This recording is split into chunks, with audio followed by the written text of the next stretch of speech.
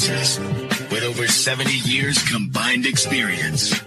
This is the Bob Ryan and Jeff Goodman podcast. NBA, some college, a little bit. Welcome, everybody. The gang is back together. Bob Ryan, Jeff Goodman, Gary Tanguay. Bob Ryan has 3 yellow pads full of notes, so hang on. Pull up a seat, pour yourself a little something to drink. We're ready to go. We are brought to you by Prize Picks, the exclusive daily fantasy partner of the CLNS Media Network. Pick more, pick less with Prize Picks. All right, guys, playoff season is here finally. I mean, I think for Celtic fans, my God, this has been an excruciating. I mean, Bob, we've been waiting for this since September.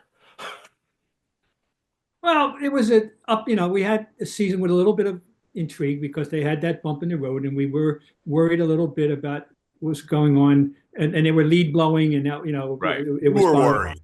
Some of us weren't as worried. All right, I didn't want to panic. I never jumped the ship, but it's his Irish blood. It's the Irish. I was annoyed. That's well, that's also ancient history. The last 2 months, they've been every bit as good as anybody, including Cleveland, including OKC. They've been just as good in playing at a high level and getting playing time for, extra people, which is good. No, so there's Jaylen Brown's the only what if we have right now that we know of. The only one. Apparently Porzingis is okay, apparently. And there's nobody else that we know about. Tatum's had things here and there, but it's about Brown, and they got a week for Brown. I mean, Frank, so I won't say there's very little room for excuse here. They have a chance to repeat. Period. A good chance. Right? A good chance to repeat. Again, health provided. To me, they're the favorites. OKC has to prove it when it matters. Agreed.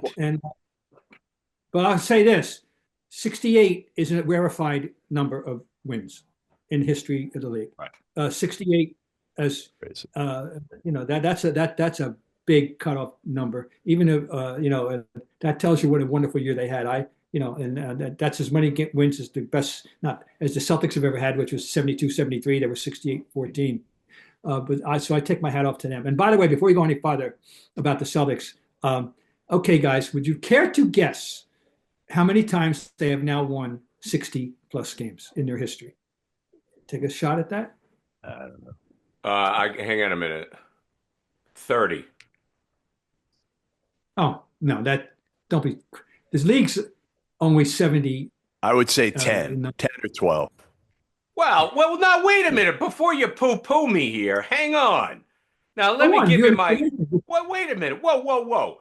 You had a dynasty in the 60s. You had a dynasty in the middle of the 70s. You had a dynasty in the 80s. I mean, I don't think it's that crazy. Well, all right, go ahead. How many? 15.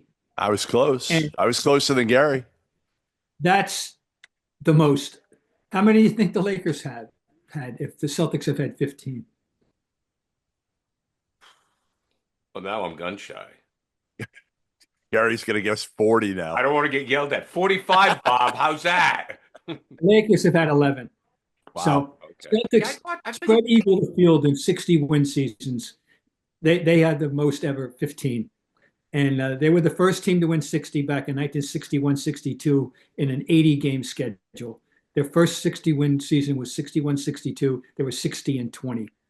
And I thought it'd be more. I really did. I really thought it would be more. 60 doesn't seem like a lot to me. Remember, there was a big gap between 86 and 08. And, there was a big gap. You mean AC Earl didn't win 60 games? Who did? AC Earl didn't win 60 games, Bob? He had like 60 points, didn't he? Didn't he have 60 points that one game? He had the visiting record at one point in the new Garden. At one point, I think he had 40-some, and at that point, early on, it was the high visiting record. Okay. Insane. Anyways. Well, Jeff, do you have any thoughts? To me, this is a question I have. I'll start with Jeff and then Bob jump in. What does Missoula do going into the playoffs? Nothing? Just like sometimes coaches can get like just if it ain't broke, like just don't do anything. What do you want him to do? Well, that's what do you want him to do? Right. I got nothing. Nothing. But is there any chance he overthinks it and does something? I would hope not. I would hope it worked. It worked last year. They've been, as Bob said, so good the last, 6 weeks or so. To me, it's more about how you handle Jaylen Brown now and how you handle not just Jaylen Brown, probably Porzingis too, and Drew Holiday, who's getting older. I was going to say, you have to keep an eye on Holiday. Yeah. I admitted him. He's important. All three of them. On him. That's the difference between last year, Bob. Right? I mean, Holiday's he's a different guy. Yeah. He's but when he's right, he hasn't been reliable. He was a 40% 3-point guy last year.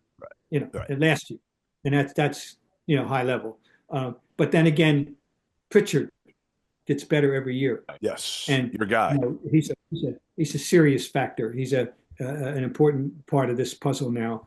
Every night, and so that's reassuring that they have him. If Holiday does come up with an owie, but we can't downplay Pritchard's role in this team any longer. Does anybody pose a threat to Cleveland before they would play Boston? I don't think so. I mean, I'm looking at I mean, you could say the Knicks. Well, the Knicks will play Boston, so it won't be. Yeah. It would be Indiana, no. Milwaukee, I just don't see it right now. I don't think so. I think it's a kind of a 2.5 horse race in the East. And it's Boston, obviously Cleveland, and then the Knicks with an outside shot, but I don't think they're ready for this. Assuming they can get by Detroit and to start with. And right. Milwaukee's playing now. How do you like Cade now, Bob? Gotta love Cade, no question. We got a lot to talk about, but one of the things I want to talk about, is most interesting developments. And Detroit going from 14 wins to 48 is pretty damn impressive. Amazing. And he's not the only reason, of course, but that's one thing. Milwaukee's playing better than lately. Yep. And Giannis is reminding people, you guys are all you guys and girls out there are all raving about Jokic and Doncic and don't forget about me. And lately he's been triple doubling more frequently. He's playing as well as he's ever played right now. So he has to, though. He has to. He doesn't have enough help. Yeah, he does. You're right. Well, that's the problem. That as good as he's been, and he has. I mean, averaging 30 again. It's just he doesn't have enough help, and I just you look at his 3-point numbers this year, Bob. He's shooting from 3 this season. No, I have to say I don't. 22% from 3. Ooh, 22. The last couple of years, it was he's never shot above 30 in I think his rookie year he did, but since then he's always been in the mid to high 20s. Maybe topped out at 30 this year, 22% from 3. It's hard. It's hard in this day and age to win shooting that way with your best player and not having enough around him. I don't think Milwaukee's a championship or even an Eastern Conference title threat. No, they might be a hard out. I think that frankly, we can make a case for and all of them as hard outs, all of them being Indiana, New York, Detroit. Sure. We can in the East. The New York's curiosity. We're going to see. They got so much to prove. They go in with the embarrassment of being 0 for the season against the Iron in the East. 0 for the season, not 1. And they're carrying that chip. They're going to rectify everything. Yeah, right. We'll see. So we don't know how. I asked the question about Cleveland is because we have seen it before, guys. In all sports where you have a team for the first time that is dominant and they get to the playoffs and it's a different situation. I think it's an interesting look. It's it's probably going to be Boston and Cleveland, right? I mean, I think everybody expects that. However, Milwaukee comes in, a couple guys show up besides Giannis. You never know. I mean, I'm just kind of There's got to be something to keep us interested in the Eastern Conference before we get to the finals. You know what I mean? Got to come up with something. So I think, you keep an eye on Milwaukee and New York. That's it. That's it. What do you think about out west, Bob? Because based on what we're saying about the East, that's really the conference to watch, correct? There's so many intriguing matchups. Start off right off the bat in the West, and there's questions. The Lakers and I think that OKC, of course, with a 68-win season, and they're going to enter in, as far as I know, healthy, prohibitive favorite. But who they're going to play could be any number of people, starting with the Lakers, I think. And even though Golden State stumbled in the end, I thought I was more intrigued with them than I was with the Lakers at one point. The Jimmy Butler thing, but the infusion of talent that they both got, the Doncic thing and the Jimmy Butler thing, have made them very, very interesting. And then there's Denver. They fire Mike Malone. They still got Jokic. I don't know where they are, but and there's a mystery guest now. Jeff, do you agree with me?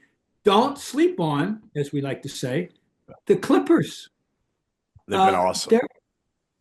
They're a mystery guest. We don't know. Well, I mean, Kawhi is playing like the Kawhi that we kind of have forgot about, right? I mean, they've been as hot as any team in the country in the league over the last probably 15 games or so, and it's because we've seen healthy Kawhi, and we forget what Kawhi can do. He can carry a team.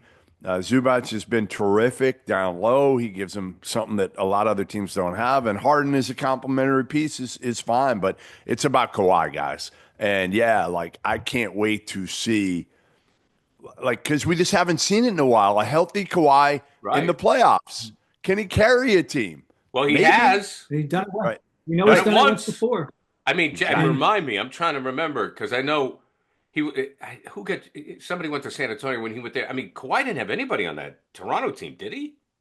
Kyle Lowry and right. And DeRozan. No, right? didn't one of them went to San Antonio? Didn't one of them go to San Antonio for him? DeRozan was, but he had one of the two. Yeah. But I mean, again, he's now 33 years old. Yeah, and this is a guy who only didn't play a ton. Even this year, obviously, he's been hurt it feels like every year he's hurt. But when he's healthy, man, he's showing again. He's a top 10 player, maybe even a top 5 player in the league when he's healthy. And Harden went for 39 in that last day of the season. They needed to win that game against the Warriors in double overtime. He went for 39, and he's still a force. I just think they've definitely injected themselves into that Western conversation about who's going to wind up playing against the Thunder. DeRozan went to the Spurs. By the way, DeRozan went to the Spurs. Yeah. So I mean, it would stun us if the Thunder the thing that gets me, guys, is like in the East, you've got the Celtics, and they have the stars, and then you mentioned Milwaukee with Giannis, but that's it. The West is loaded with veteran stars. And Bob has seen it more than any of us. You get the old guys in the playoffs, anything can happen. Well, and then you got you just got a lot of more. There's far more intrigue in the West, right? You got Oklahoma City. I mean, if you run down the line, from LeBron to even Durant to Steph to Kawhi. I mean, you got like 4 MVPs. Well, and again, the Lakers now at the 3 seed. Nobody thought that was going to happen. Right. Now you've got Golden State in the play-in here with Steph and a banged-up Jimmy Butler, but still, Jimmy Butler, what can they do? And then you got these teams at the top that, we don't know, like Oklahoma City. Are they ready? Are they ready at this point? Houston, Ime has done an incredible job with this Rockets team. Yeah, where are they? Minnesota, a little bit disappointing after the trade in the offseason, but they still got Ant Edwards. Jokic with Denver and a new coach right now, and Adelman, Kawhi. Every team has intrigue. Every team in the West And the East, it's like, all right, can we just get to the Eastern Conference Finals? Right. Yeah, I agree. I think the West is going to be a real great circus, and I'm looking forward to seeing how it plays out. No question. So, Bob, can Golden State or the Lakers, can they make a run? Like, do you see either one of them making a run too deep in the Western Conference playoffs to where maybe they could play Oklahoma City, at some point, or no? Or do you think it's just kind of fool's gold? The answer is yes. Yes. And I just think it intrigues me that Golden State, is in a play-in. Yeah. Because I had my eye on them for sure. The Butler has been playing so well for them, and they still got and as I did predict, I'm patting on my own back here. The Draymond Green has been revitalized with the advent of Jimmy Butler. Steph is Steph. No, nothing changed. Nope. He's still Steph. So but the Lakers, absolutely, you have to wonder about that. And now the thing is, will someone, when we get to the playoffs and all the concentration that coaches can bring to game plans, et cetera, and adjustments during the playoffs, will they find a way to really make Doncic pay on defense? And that's, to me, a big question for the Lakers is how much can they hide him defensively? We know what he can do offensively, but there's a plus minus with him that really is significant. And that's going to be interesting to me to see if they can find a way to exploit him defensively, to offset the certain triple double he's going to give them offensively. But that's part of the deal. That's what the people playing against them are going to have to deal with. I got to cite one guy that just in general at the beginning of the season would have been passing every federal witness protection program inquiry, and that's Austin Reeves. He's had a terrific year. He's really emerged as a major player for them, and without it, they wouldn't be where they are. So we got to give him a salute, and I'm doing that right now. All right, guys, going to take a quick break. Tell you about Gametime. Check out the Gametime app. You want tickets? It's the way to go. Gametime makes getting tickets faster and easier, even hard to get playoff seats. You get a last minute deal, you think, oh, hey, let's go to a playoff game. Well, it's got to be sold out. But look, you can go to the Gametime app, and the prices go down as you get closer to tip-off, right? Which kind of makes sense. With killer last minute deals, all-in prices, view from your seat with the lowest price guarantee, Gametime takes the guesswork out of buying NBA playoff tickets. So, and as we said, you can check out, you look at the seat, you get the view, you know where you are. They have the lowest price guarantee. They have event cancellation protection, job loss protection. I mean, even that, right? I mean, that's just the way to go. So check out the Gametime app. They have deals all the time, all right? And it's not just sports. They also have music and concerts and theater as well. So, and they also have these last minute deals where you can save up to 60% off for the game, the concert, comedy, theater, things of that nature. Plus, wherever you're traveling, you just punch in the zip code and say you're going to be in LA, you want tickets, you just hone in on LA. You want Boston, you hone in on Boston. It's as simple as that. So download the Gametime app today, create an account, use code CLNS for $20 off your first purchase. Terms apply. Again, create an account, redeem the code CLNS for $20 off. Download the Gametime app today. Last minute tickets, lowest price, guaranteed. But Bob just kind of stole my thunder a little bit. Jeff, do you have an unknown, maybe somebody that you remember from the college ranks or somebody that you're keeping an eye on as well? What do you mean? Like as far as, like, we mentioned the big names. Is there someone else? I mean, like, okay, well, Pritchard for the Celtics. Like, if you didn't follow the Celtics all season long and you turn on the Celtics, then people go, oh, wow, this Pritchard guy can shoot. Yeah, I mean, I think to me, again, like Houston is the team that I just feel like they've kind of surprised a lot of people, right? Nobody saw this coming from the Rockets. And I gotta look at the standings. Do you see Houston beating a team like the Lakers or Golden State? I don't know. I don't know how far they go. That's the thing. I think sometimes these teams, they overachieve in the regular season because, they're not pacing themselves, right? I mean, Jalen Green's been awesome this year. And I love the pickups that Houston made with Fred VanVleet and Dylan Brooks to give him that toughness. And they fit Ime's coaching style as well. You need the right people for Ime. But Jalen Green has really emerged. He's the one that I think, you knew he had the talent. I just didn't know it would come this quickly. And Sengun's been great as well. They just got a bunch of really good players. Bob, do you think Houston could do that? I don't know, man. I think they're a year away. Yeah, they're more than likely, but I mean, they should, if you're a Houston fan, you should be feeling good to have some optimism. That's sure, but don't get giddy and think you're going to make the finals. But, we're going to see. I really don't know. But they were a chic team fairly early on, and then and I kind of lost track of them for a while.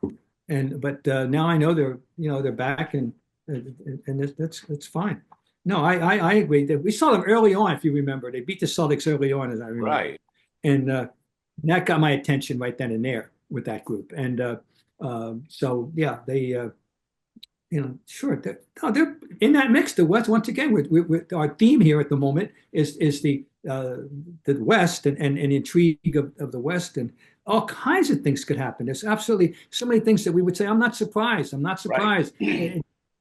So, it's going to be good competition. I think if you're a Western Conference fan, you should be really fastening your seatbelt right now and look forward to a couple of interesting weeks.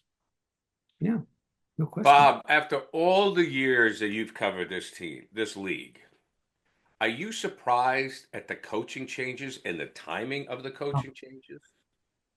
This thing involves coaches about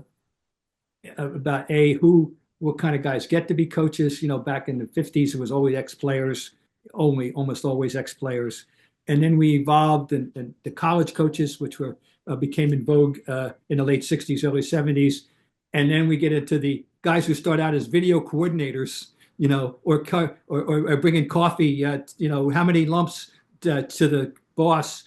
And they work up their way up the ladder kind of coaches, the leading, the poster child of all time being Eric Spoelstra. Okay. And, so now we got guys that come out of the G League, okay. Now, but what happened I'm glad you brought it up. What happened in the last couple of weeks is startling, even to me after watching this league for, starting with the Taylor Jenkins, absolutely, completely dumbfounded by I wasn't on top of the machinations in Denver and thing with Calvin Booth and Malone and all. I didn't know, but Malone going, Budenholzer after. Well, now we can talk about Phoenix's chaos. What's going on in Phoenix? 3 coaches in 3 years. The whole evolution of coaches, Gary, and who gets to coach in this league is something I have been tracking, since the time I started covering in 69-70 season. In those days, the preponderance of coaches in the league were ex-players of varying stature. And back in the 50s, there were even more. There were multiple player coaches, and there were still player coaches around when in my early days, such as Lenny Wilkins. And then we evolved, into the college coaches being plucked, the Scott and Fitzsimmonses and the John McLeods and Dick Mattas. It started with Butch von Breidekoff, I think, when the Lakers hired him out of Princeton, and in the late 60s. So we went through that phase, and then we went through the that phase, the college coaches, and then we had the assistant coaches thing, and the guys, the video. Then we get the video coordinator guys that started out, bringing how many lumps, boss, and the poster child being Eric Spoelstra. And now we got the guys with them included. We got guys coming in apprenticeship in the G League, and there we are. So anyway, we've seen it, but we've never seen anything like what happened in the last 3 weeks of this season in the history of this league, starting with the firing of a coach with 9 games to go, followed by a firing of a successful coach who's won a championship with 3 games to go, and then firing immediately as the season is over, a guy after 1 year, the third coach in 3 years, Phoenix, we got to talk about that team before we leave. And Bolton Budenholzer, we've never seen anything like this. It has never been a more volatile time to be a coach. And Joe Mazzulla is so well aware of this. He actually is on record as saying, I think more than once, I wake up every morning expecting to be fired.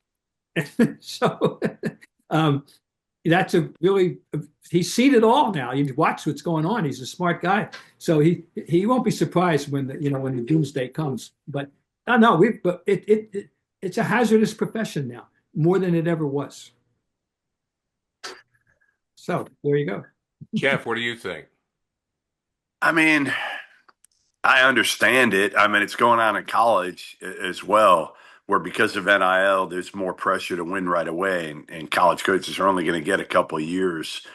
I think, again, you look at the Bud experiment, right? And what Matt Ishbia did. And, sometimes these owners, you just want to collect talent and names and all this instead of, you look at what Mark Dagnall has done in Oklahoma City, right? Nobody knew who the hell he was. Billy Donovan and Sam Presti parted ways a few years ago. And I remember I've known Mark Dagnall since he was like a kid. He was like Billy Donovan's like towel boy. He was a manager basically at Florida. And he was at Holy Cross as an assistant coach. And they hired him and nobody knew who he was. But sometimes we just recirculate these coaches over and over and over and over. And listen, Bob, you know what I think. I'm the same way with Doc Rivers that you are. I'm the same way. But at a certain point, don't you say, like, enough isn't, he's had his opportunities. Go find somebody young. Go find somebody that hasn't had an opportunity yet that, again, like, it might even be a Jared Dudley sitting on the bench for Dallas, somebody like that, right? Who you and I both know, like, if given the opportunity, could be really good. But some owners just kind of do the same old. Well, Bud, he had a good run with Milwaukee, and part of it was HB just putting all these guys together. The Bradley Beals, who's been banged up, and KD, who's been banged up, and those guys are getting older, and they're just not what they used to be in terms of health. No, but the Phoenix thing is a specific case. We could talk about the three coaches in 3 years, and the deterioration, of the team from 21-22 when they won 64 games. They've gone since then 45-37. 49-33 last year, and then down to 36-46 this year. Obviously, Ishbia has got a quick trigger. And he spent all this money to have the highest payroll, and you're not getting any remote bang for their buck, as Jeff has just pointed out, due to the physical deterioration and the reality of how old Durant really is, and Beal, who only played in 50 games, I think, roughly. And of course, they got one major, in prime star, and that's Booker. But what was there talk about Booker having personality problems with Budenholzer? Am I right about that, Jeff? And so, there was for a minute. You're right. Yeah, I mean, again, you got to get the right mix. You got to get the right mix between GM and coach. You got to get the right mix between coach and player. And some of these coaches come in with an ego. And again, that's where I go back to Oklahoma City. Now, part of it is, again, he had a group that wasn't as proven, right? They didn't have those superstars. Shea Gilgeous-Alexander wasn't a superstar when Dagnall took over. No. Chet Holmgren's not a superstar yet, where KD, it's hard to coach those guys. It's just harder. Yeah. Yeah, who knows what goes through KD's head, after all this years and all the experiences. And he's gun shy about the criticism that he took by going to Golden State, accused of piling on, hearing it from guys like Barkley and others. And, he's sensitive to that. And, true. I mean, it's going to be interesting, guys, speaking of him, when it's all said and done, when we're evaluating the all-time players in the top 10 and the top, exactly how people are going to evaluate the package the stats will be there. The stats are awesome, right? Even still, but the personality comes into play when we're evaluating these people historically. We'll see how he fares in that historical judgment. So it'll be interesting. Yeah, I think he's going to get an unfair rap. Everyone's going to say I think he's going to get an unfair rap. Yeah, I think he's setting himself up. Yeah. I think I think it's unfair, but that's that's the way. Having raised this topic, the evaluations, we've had such an influx of particularly these great new European stars. Where Jokic is going to rate, where Doncic is going to rate, and even forget European, Curry. How high exactly? Do we rate the greatest shooter of all time? With multiple rings. It's going to be interesting, and not that do these things really matter? No, but they give us. That's why we give us something to talk about. They matter to us, Bob Ryan. Yeah, so it does. It matters, So yeah. Anyway, Bob, anything else on your plate before we say so long? I got a quick list, guys. I thought it was fun to run down. If you thought about the most interesting things of the season, just what kind of a year it was. I got 6 topics, just a quick rundown of the most interesting developments. Okay? Sure. We'll see how you think. Okay. Number 1, far and away, Doncic to LA. That was a blockbuster, such as absolutely, utterly no warning that we had. No one had a warning. Okay. Done. 2, Butler to Golden State and the impact that it's having currently right now. I think 3, the Suns implosion. 4, the 76ers implosion. That to going from a contender, and then the coaching carousel that we just alluded to, and finally, and I did mention it earlier, but it's not getting the sufficient attention nationally that it deserves. And I'm telling you, and I know Jeff will agree, it's that Detroit turnaround. Yes. I mean, yes. They were horrible. They were 14-16 last year, and now they're a team that it wouldn't. There have been bigger upsets. Well, not too many, but a few. Than Detroit making it to the Eastern Conference Finals with this team this year, right now in the East, as the East is currently constructed. But anyway, they may be heard from. They may make a splash, at least in the playoffs, after winning 14 games last year. To my knowledge, they've revived interest in the sport and the team out there in the Motor City. It's been a while but they had 10 years. So anyway, I think those are my 6 topics that I think were of interest this year. Bob's top 6 to watch. And it's amazing how Jeff Goodman has participated and his lips haven't even moved. So we apologize for the technical difficulties, but we got to I'm still here. He's still there. He is between homes. That's a Sondheim. I'm still here. That's it. All right, guys. We are brought to you by Prize Picks, the exclusive daily fantasy partner of the CLNS Media Network. Pick more, pick less with Prize Picks.